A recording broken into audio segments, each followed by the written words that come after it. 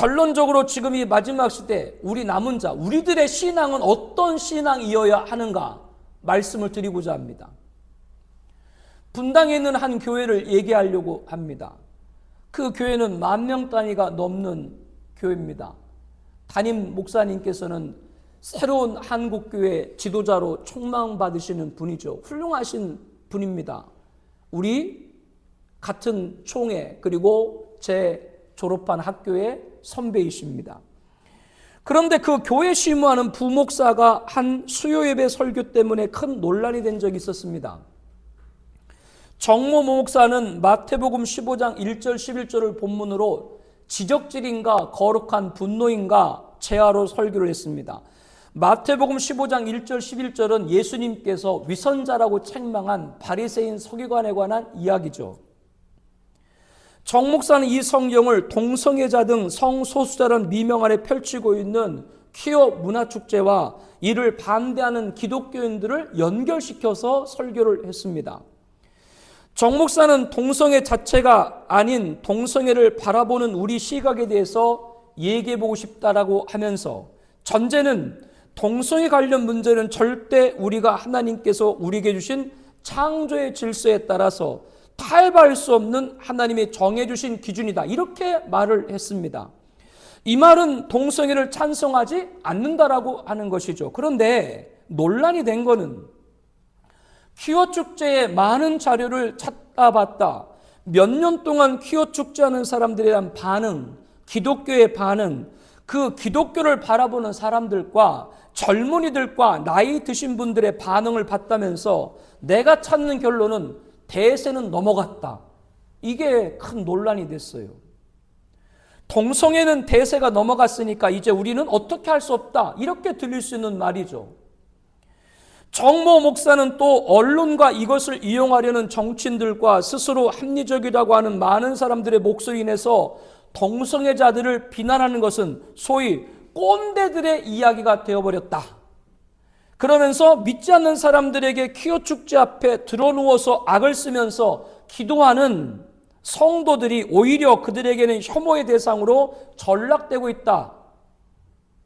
동성애를 반대하는 기독교인들을 꼰대로 비유한 것이죠. 여러분은 꼰대예요? 아니에요?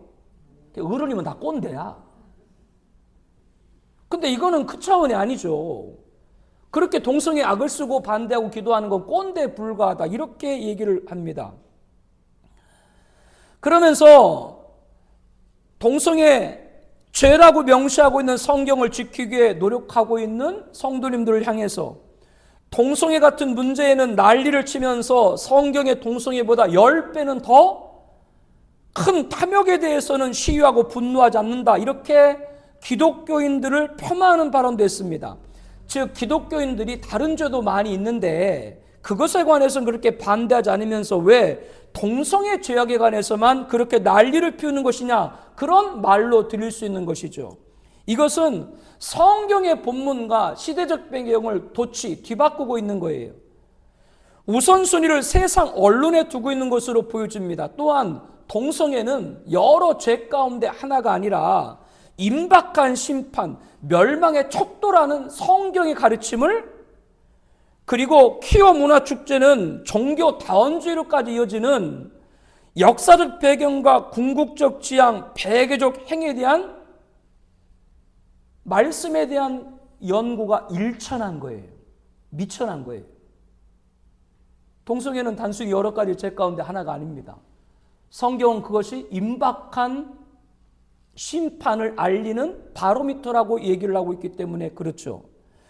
이 사건을 보고 한 덕망 있는 신학자는 말했습니다. 오늘날 동성애 퀴어 축제는 자유의 이름으로 진정한 자유를 파괴하는 인본주의 운동이다. 여러분, 인본주의가 뭐예요? 인본주의를 한마디로 요약하면 사람이 하나님 되겠다, 그 얘기가 인본주의예요. 그러면서 하나님의 창조 질서인 남녀 양성의 결혼과 가정을 부정하고 해체시키는 제2의 반역이다라고 했습니다. 이어서 동성애가 대세가 이미 넘어갔다고 하는 건 스스로 포기하고 항복선을 하는 것과 다를 바가 없다. 그러면서 이것이 그 정 목사 한 개인만 아니라 개신교 안에서도 반동성애 운동의 필요성에 대해서 회의를 표명하는 분들이 있는데 이것은 스스로 포기하는 것이고 항복하는 것이다. 이것은 하나님으로부터 우리 눈을 뗀 데서 오는 것이다. 이렇게 진단을 했습니다. 정확한 진단입니다. 그러면서 탈동성애 운동에서 세상 풍조와 타협이 없어야 된다. 하나님의 관점에서 해야 된다.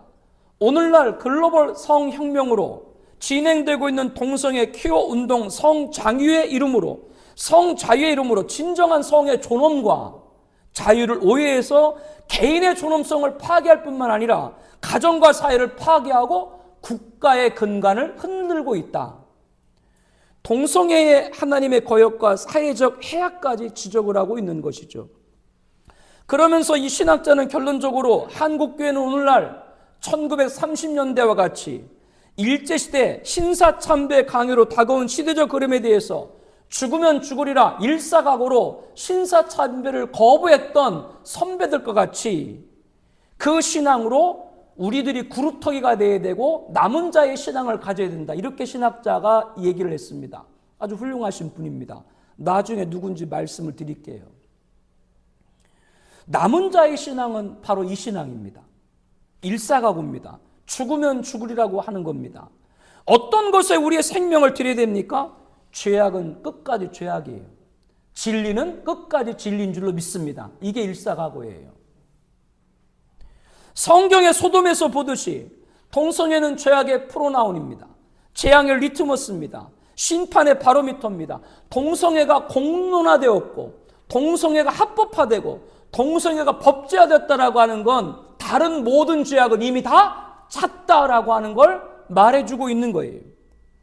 하나님의 심판이 임박했다고 하는 것이 그것이 어떤 시대예요? 지금 우리가 살고 있는 시대입니다. 주의 오심이 가까운 거예요. 동성애는 지금 우리들 눈에 보이는 죄악의 대명사입니다. 동성애로 대표되는 죄악은 죄이지 절대 선이 될 수 없습니다. 이게 일사각오예요. 이게 남은 자의 신앙이에요.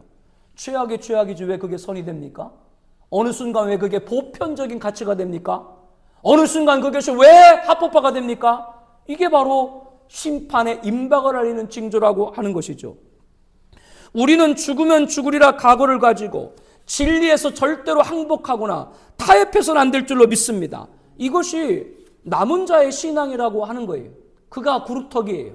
이 땅의 거룩한 씨예요.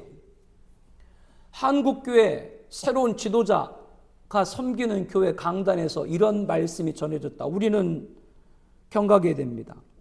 그러므로 죽으면 죽으리라 신앙을 갖지 못하면 강단이 어떻게 변질될 수 있는가를 알아야 돼요. 그러면 그 강단에서 전해지는 설교 때문에 성도들이 어떤 믿음을 갖게 되는가, 변할 수 있는가, 타협을 하겠죠. 굉장한 위험입니다.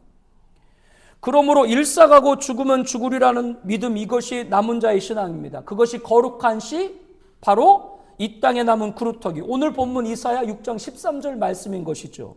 바로 우리들의 신앙이 될 줄로 믿습니다. 그 사람이 하나님의 선택받은 사람이에요. 그 사람.